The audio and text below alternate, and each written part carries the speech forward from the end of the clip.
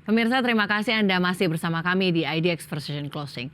Komite Stabilitas Sistem Keuangan atau KSSK memproyeksikan pertumbuhan ekonomi Indonesia masih tetap solid pada tahun 2023, yakni pada kisaran 5 hingga 5,3%. Adapun proyeksi tersebut cukup sejalan dengan data yang dirilis oleh BPS baru-baru ini, di mana ekonomi Indonesia per kuartal 2 2023 tumbuh 5,17% secara year on year. Komite Sistem Keuangan atau KSSK memproyeksikan pertumbuhan ekonomi Indonesia masih tetap solid pada tahun 2023, yakni pada kisaran 5 hingga 5,3%.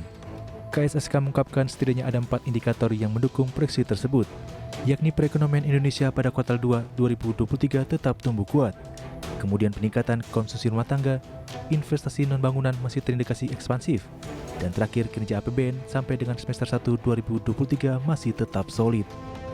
Dengan perkembangan yang positif ini, pertumbuhan ekonomi Indonesia di tahun 2023 triwulan kedua, pertumbuhan ekonomi Indonesia 2023, baik triwulan kedua dan keseluruhan tahun diperkirakan masih terjaga pada kisaran antara 5,0 hingga 5,3%. Sisi inflasi kembali masuk dalam sasaran target yang selama ini dibahas antara pemerintah dengan Bank Indonesia. Adapun berdasarkan lapangan usaha pertumbuhan ekonomi nasional hingga tahun 2023 terutama ditopang industri pengolahan, perdagangan besar dan eceran, serta informasi dan komunikasi. Sementara secara spasial pertumbuhan ekonomi terutama ditopang oleh pertumbuhan wilayah Kalimantan dan Jawa yang masih kuat, sejalan dengan terjaganya permintaan domestik. Dari Jakarta, Tim Liputan IDX Channel.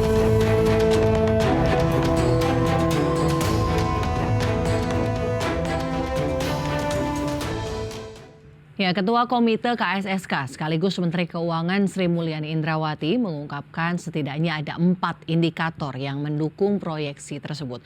Pertama, perekonomian Indonesia pada kuartal 2 tahun ini tetap tumbuh kuat karena ditopang oleh tren ekspansif aktivitas manufaktur. Adapun Purchasing Manager Index atau PMI Manufaktur Indonesia pada Juli 2023 meningkat ke level 53,3 atau lebih tinggi dibandingkan dengan Juni 2023 sebesar 52,5.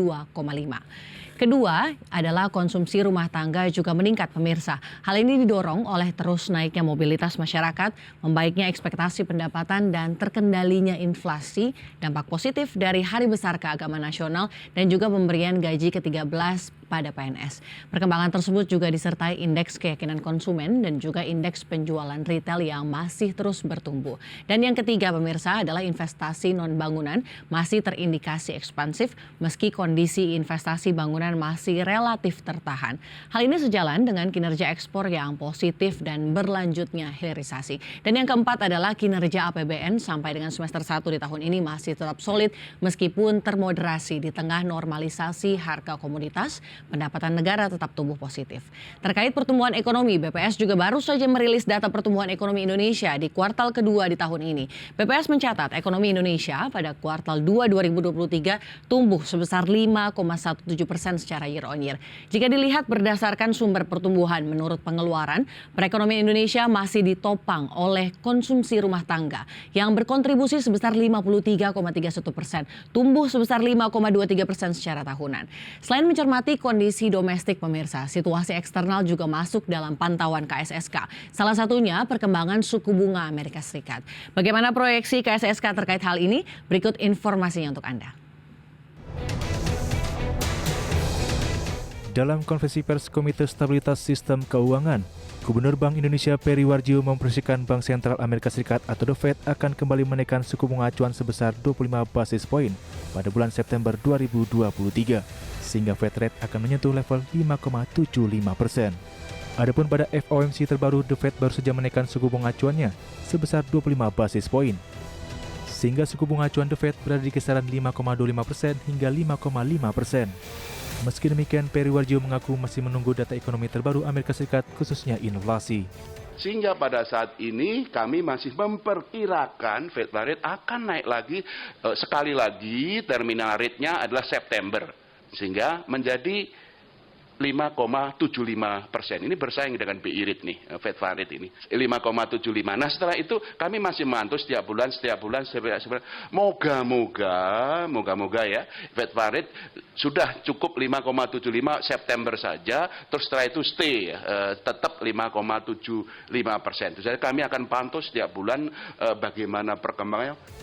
Sebagai informasi, The Fed sudah menaikkan suku bunga sebanyak 11 kali, dengan total kenaikan sebesar 525 basis poin sejak Maret 2022. Suku bunga acuan atau Fed rate yang saat ini di level 5,25% hingga 5,5% merupakan posisi tertinggi sejak tahun 2001 atau dalam 22 tahun terakhir. Dari Jakarta, Tim Liputan IDX Channel.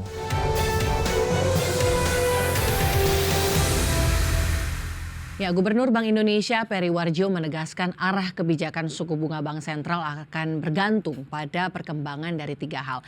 Ketiga hal tersebut adalah inflasi yang rendah, pertumbuhan ekonomi, dan juga kondisi global. Sayangnya dari 3 hal tersebut, kondisi global dipastikan sulit untuk diperkirakan karena ketidakpastian yang tinggi.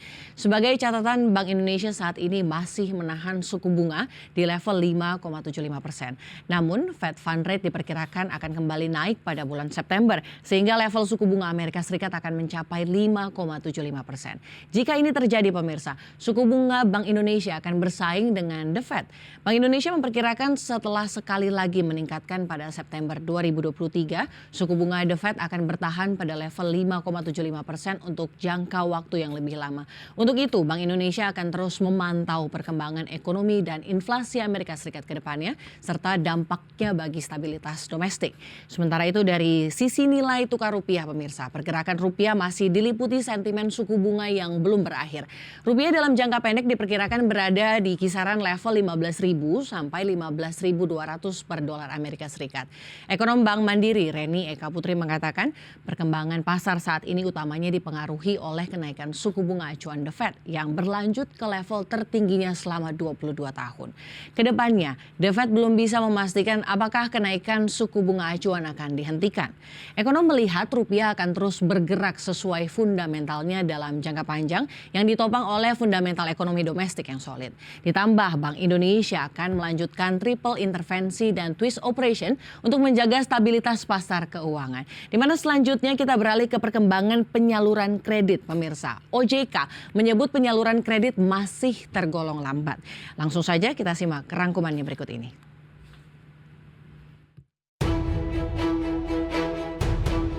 Otoritas Jasa Keuangan menyatakan bahwa pertumbuhan kredit hingga Juni 2023 yang berada di level 7,76% menunjukkan kecepatan pertumbuhan yang melambat.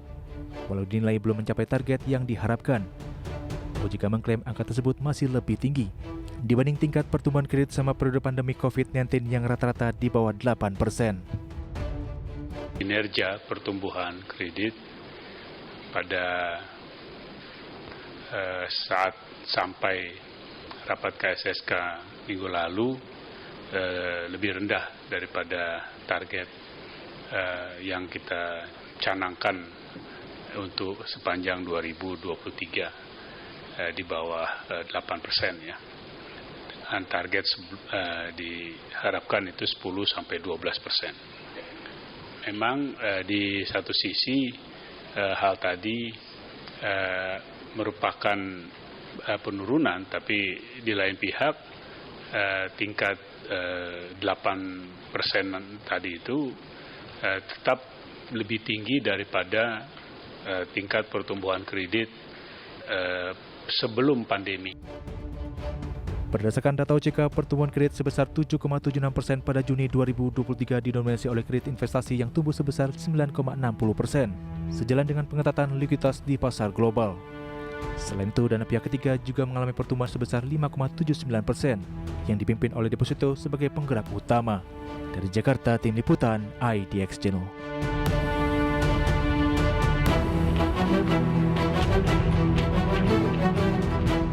Jasa Keuangan menyebut stabilitas sektor jasa keuangan tetap terjaga dengan kinerja intermediasi lembaga jasa keuangan seperti perbankan, industri keuangan non-bank hingga pasar modal yang solid serta likuiditas yang memadai.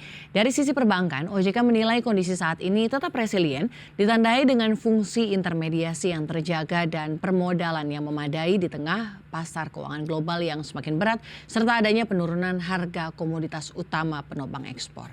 Dalam hal permodalan, rasio kecukupan modal perbankan tetap solid dengan tingkat 25,41%, walaupun mengalami sedikit penurunan dari bulan sebelumnya yaitu 26,07% di bulan Mei. Resiko kredit juga menunjukkan perbaikan dengan non-performing loan growth turun menjadi 2,44% dan NPL net sebesar 0,77%. Kredit restrukturisasi COVID-19 juga terus menurun menjadi 361,04 triliun rupiah dengan jumlah debitur yang mengalami penurunan menjadi 1,57 juta debitur. Terkait dengan kredit pemirsa, Komite Stabilitas Sistem Keuangan atau KSSK mengidentifikasi pertumbuhan kredit 2023 tidak akan sampai mencapai target di kisaran 10-12%. BI memproyeksi capaian kredit tahun ini akan turun ke level 9 hingga 11%. Selain pertumbuhan kredit, OJK menyatakan penghapusan bukuan kredit macet UMKM diperuntukkan bagi bank-bank BUMN atau Himbara. Seperti diketahui, Presiden Joko Widodo mewacanakan untuk menghapus kredit macet UMKM.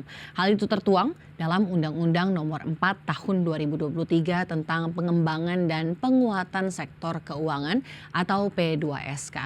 Dan kita berharap dengan adanya indikator data-data seperti ini, kita terus berharap domestik Indonesia perekonomian bisa tetap kuat menuju tahun pemilu tahun 2024 di tahun depan.